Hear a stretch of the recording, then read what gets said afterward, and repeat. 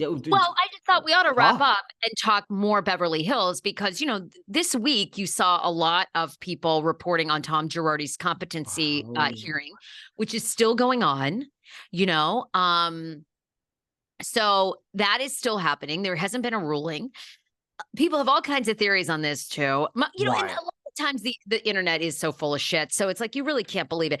Well, a lot of people are saying why wasn't Erika called to talk about the competency of Tom Girardi? Because they asked different witnesses, people in his circle, right? So the dementia home, good friends. Why wasn't she called? Well, they are divorced. I mean, and people said, well, she should want to speak. She should be doing everything to talk about how incompetent he is. And I'm like, guys, he's not incompetent. That's why she doesn't want to be called as a witness because Doesn't we want saw to two. lie.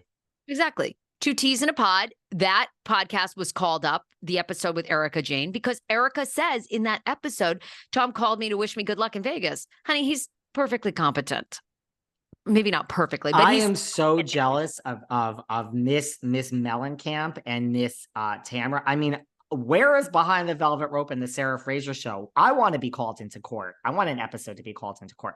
Although Behind the Velvet Rope is coming to a Housewives franchise later this year, can't that wait. we all know and love. One of our interviews is being used, but right. So Tom in court, he had the outburst. He out of nowhere stood up and said, fuck everyone, or whatever he said. He said apparently he doesn't remember having a third wife. Who was my third wife?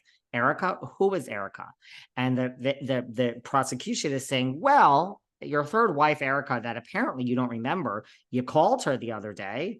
And he's like, what do you mean? And they say, well, on this podcast episode, Teddi, what is her last name? Mellencamp and this Tamara Judge. Apparently you were on this podcast, sir. And apparently your ex-wife, your third wife says you called her to wish her luck in Vegas. So which is it, Tom? Now, mind you, I find a lot of holes in this argument. Like he could have moments of lucidity and that's when he Yeah. could have called. Someone could say Erika's lying. She just said that to save face. She just said that to advertise her. Like you could say a lot of things that this doesn't prove. One thing does not prove another.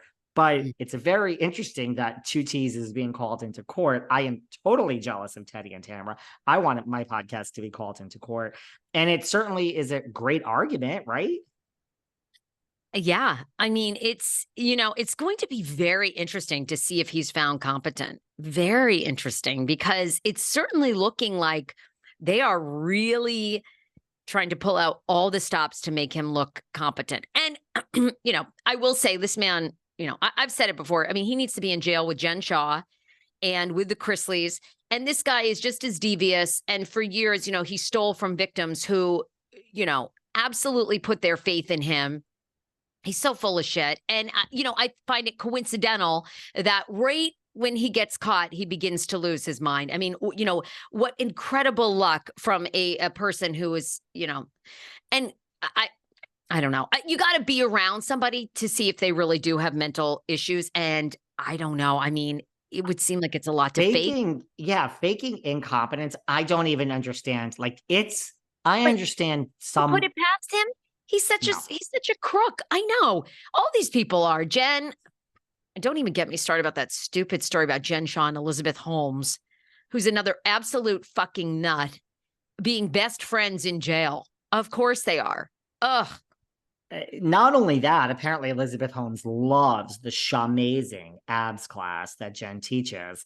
But I have a bigger issue of why are you releasing statements through your publicist when you are in jail? You should be worried about what you are buying this morning from the damn commissary. Who is releasing statements? This woman hasn't learned at all.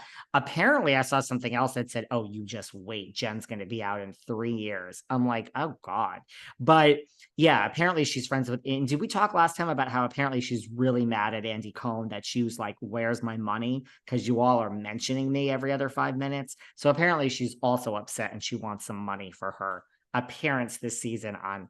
I just picture all the women sitting around in the orange jumpsuit or tan jumpsuit watching each week of Salt Lake Housewives. And every time Jen comes on, they cheer and scream. Of course she's friends with Elizabeth Holmes. Ugh. I know they're such crooks, these people. They have no, I find it hard to believe because I think it's a mental disorder. I don't think they have any remorse. I mean, can you imagine Elizabeth Holmes defrauding people for hundreds of millions of dollars? Then she goes and has a fucking child. Okay, one of the greatest responsibilities you could ever have as a mother, and how much that kid needs you. She fucking gives birth, and 3 months later, she's serving an 11-year sentence. I mean, you talk about narcissist, about myself, could give a rip about her own child. These people are so mentally ill, and we, continue to do stories on them and put them on TV and can't wait to read their books. And Jen's people are releasing statements. Oh, Jen has totally changed. She's down to earth now.